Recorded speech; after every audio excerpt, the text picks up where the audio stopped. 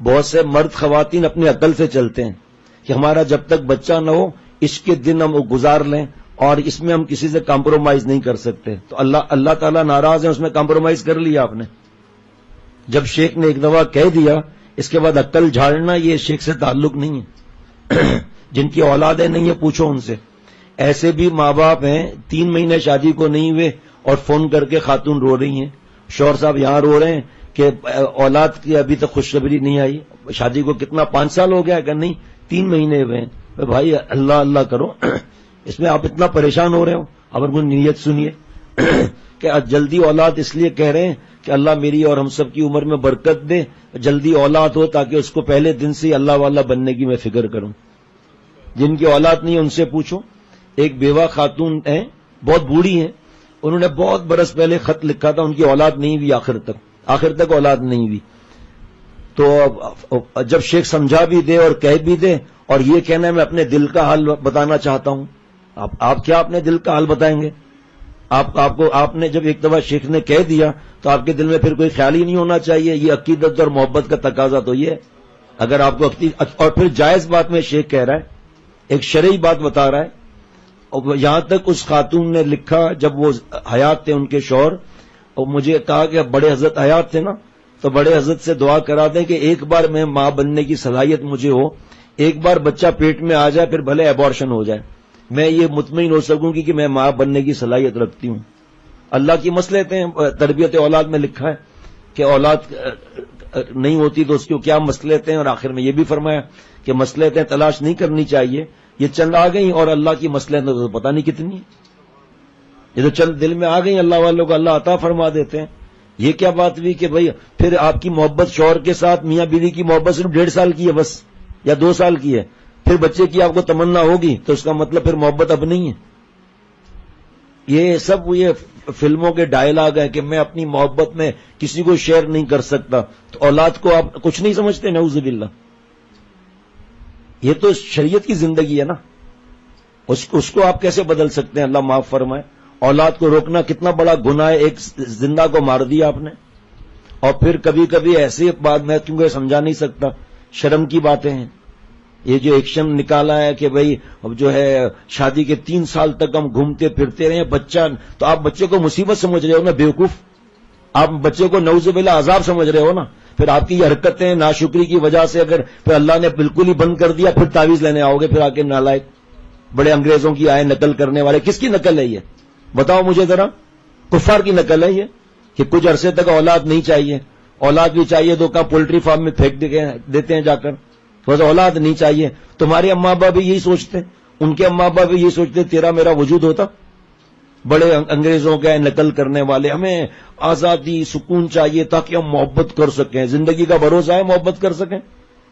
20 سال کے تو کینسر کے لاسٹ اسٹیج میں ہاسپٹل میں پڑے ہوئے, اللہ نے آپ کو نعمت دی, آپ اکڑ کے اندر آ رہے ہو, اور یا تو پھر جواب کہتے ہو جواب پڑھ کر میرا دل باغ و بہار ہو گیا اور میں ہوا پر اڑنے لگا اور مولا کا مزہ آنے لگا. چند گھنٹے کے بعد پھر پھس.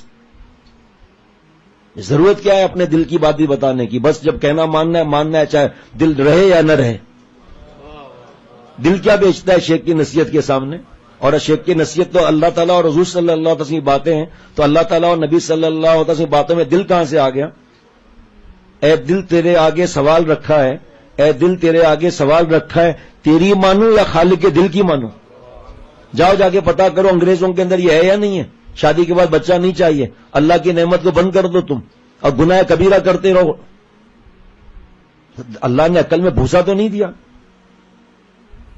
ہر ایک بچہ پیدا ہو گیا, ڈاکٹرنی نے, کینیڈا کی ڈاکٹرنی نے کہا کہ ماں کا دودھ مت پلاؤ, اور وہی نالائق ریسرچ کر رہے ہیں کہ ماں کے دودھ کے سامنے بھینس کا دودھ تو گائے کا دودھ یا بکری کا دودھ کیا بیچتا ہے جو اللہ نے ماں کے دودھ میں رکھا ہے, جس سے بچوں کی نشو و نما اور ذرہ ذرہ ماں کے دودھ سے رگ رگ میں جان پاتا ہے. جناب ایسی تربیت ہوتی ہے اس دودھ کے ذریعے. اللہ تعالیٰ نے ماں کی چھاتی سے دودھ کی نہر نکلوا دی, اور تم بڑے آئے کہ وہی نہیں, وہ ڈاکٹر نے کہا اس طرح شیپ کا مسئلہ ہو جاتا ہے, پھر یہ ہو جاتا ہے. ماں کیا نعمت ہوتی ہے اللہ تعالیٰ کی, کیا اللہ تعالیٰ کی نعمت ہوتی ہے. اور تو ماں نہیں بننا چاہتی اور شوہر صاحب باپ نہیں بننا چاہتے, پھر کیا بننا چاہتے ہو؟ الو بننا چاہتے ہو؟ کیوں جوڑتے ہو تعلق شیخ سے؟ پھر یہ تو اللہ کے دشمنوں کی نقل ہے. میں آپ کو کیا بتاؤں، ہمارے اپنے خاندان میں محرم بچیاں ہیں، میری اپنی بیٹی کی اولاد نہیں ہے، اب وہ کیا تڑپتی ہیں، کیا حالات ہیں، کس طرح ہیں، آپ کو کیا بتائیں. آپ ہماری ہمشیرہ کی اولاد آخر تک نہیں ہوئی، بیوہ ہو گئی، بوڑھی ہو گئی. یہ تو اللہ کا احسان ہے، اللہ تعالیٰ نے اب حضرت سے جوڑ دیا، ورنہ کون اپنے بیٹی کو بھی اپنے گھر میں رکھتا ہے.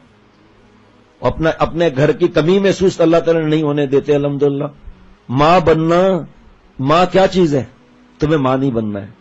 اپنے منہ سے کہہ رہی ہو ماں نہیں. میں اپنے لو میں، محبت میں کوئی شعر برداشت نہیں کر سکتی، اور اس میں کیا برداشت کیا؟ کوئی 50 صفحے کا خط لکھ کر ہم کو سمجھاؤ ذرا بھائی. شیطان چکر دیتا ہے اور حضرت اسرائیل علیہ السلام آگے ٹینٹواں دبا دیتا ہے. پھر آدمی روتا ہے کہ کاش کہ ہم یہ نہ روکتے تو ہمارے مرنے کے بعد ہمارا بیٹا اور بیٹی نیک ہوتے تو ہمیں صدقہ جاریہ تو ملتا رہتا.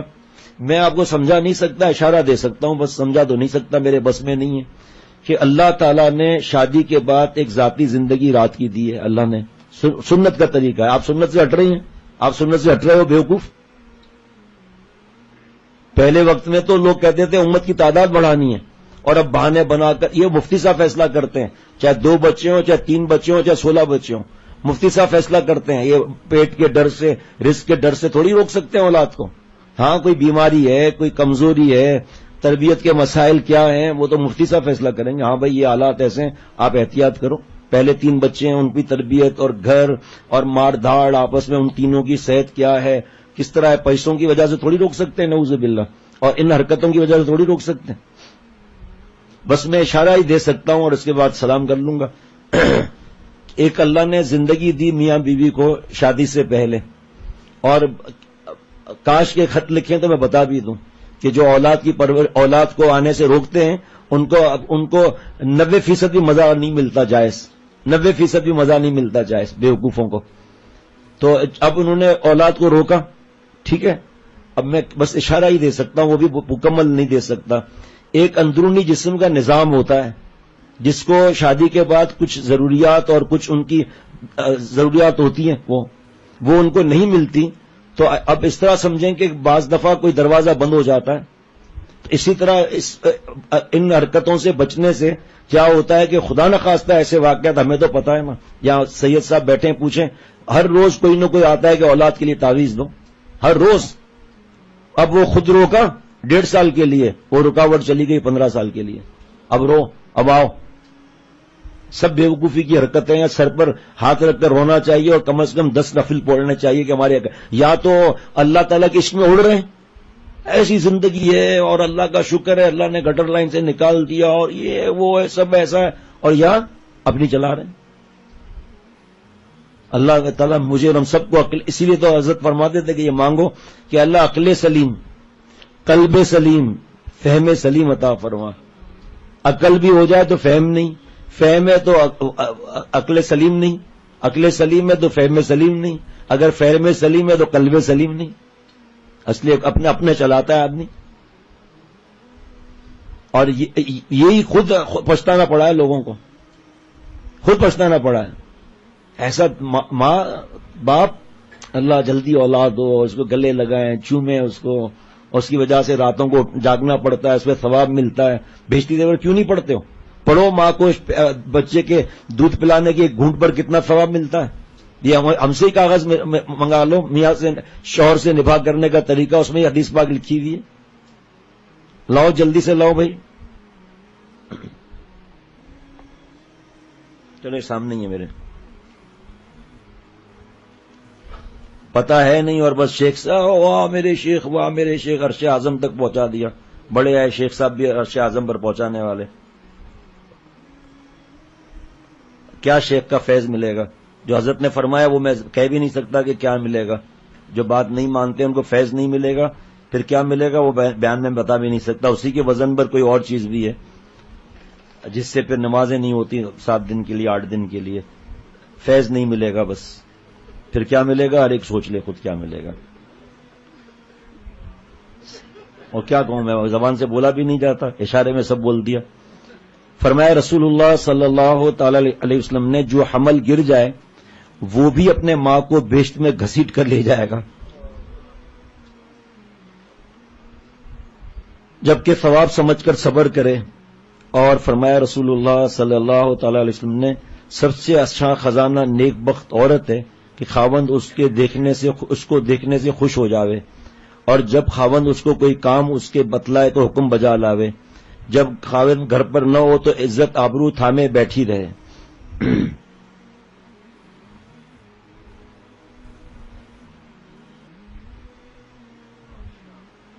فرمایا رسول اللہ صلی اللہ تعالی علیہ وسلم نے عورت اپنے حالت حمل سے لے کر بچہ جننے اور دودھ چھڑوانے تک فضیلت اور ثواب میں ایسی ہے جیسے اسلام کی راہ میں سرحد کی نگرانی کرنے والا جس میں ہر وقت جہاد کے لیے تیار رہتا ہے، اور اگر اس درمیان میں مر جائے تو اس کو شہید کا ثواب برابر ملتا ہے. فرمایا رسول اللہ صلی اللہ تعالی وسلم نے جب کوئی عورت دودھ پلاتی ہے تو ہر گھونٹ پر پلانے پر ایسا اجر ملتا ہے جیسے کسی جاندار کو زندگی دے دی. جو ماں بچے کو دودھ پلاتی ہے ہر گھونٹ پر ایسا ہے جیسے کسی جاندار کو زندگی دے دی. پھر جب وہ دودھ چھڑاتی ہے تو فرشتے اس کے کندھے پر شاباشی سے ہاتھ مارتا ہے اور کہتا ہے پچھلے گناہ سب معاف ہو گئے، صغیرہ گناہ. اب آگے جو کرے اثر نو کرے، ان میں جو گناہ کا کام ہوگا وہ آئندہ لکھا جائے گا، اور مراد اس سے صغیرہ گناہ ہے، مگر صغائر کا معاف ہو جانا کیا تھوڑی نعمت ہے. اللہ تعالیٰ مجھے اور ہم سب کو، ہماری ماں بہن بہو بیٹیوں کو عقل سلیم، قلب سلیم، فہم سلیم عطا فرمائے، اور یہ دین کے نام سے آگے بڑھ کر اور یہ کفار کے طریقوں کو اپنے کھوپڑی میں لانے سے اللہ بچائے. جا کے پتہ کر لو یہ کفار کی بات ہے یا نہیں ہے. اگر نہ ہو تو صبح کو آ کر مجھے بتا دینا، اب تک انکوائری کر لیں ساری جگہ ای میل بھیج کر. اللہ مجھے اور سب کو عمل کی توفیق عطا فرمائے. میں آپ کو بتا رہا ہوں نا، میرے پاس 4 مہینے 6 مہینے 8 مہینے پر کہ اولاد نہیں ہے، کوئی وظیفہ ہے دعا کر دیں. میں دعا تو کرتے ہیں لیکن شادی کو وقت کتنا ہوا ہے؟ 6 مہینے. بھائی پاگل بھی ہو گیا جو دواؤں کے چکر میں اور ٹیسٹوں کے چکر میں اور وظیفوں کے چکر میں جا رہے ہو. اللہ سے مانگو.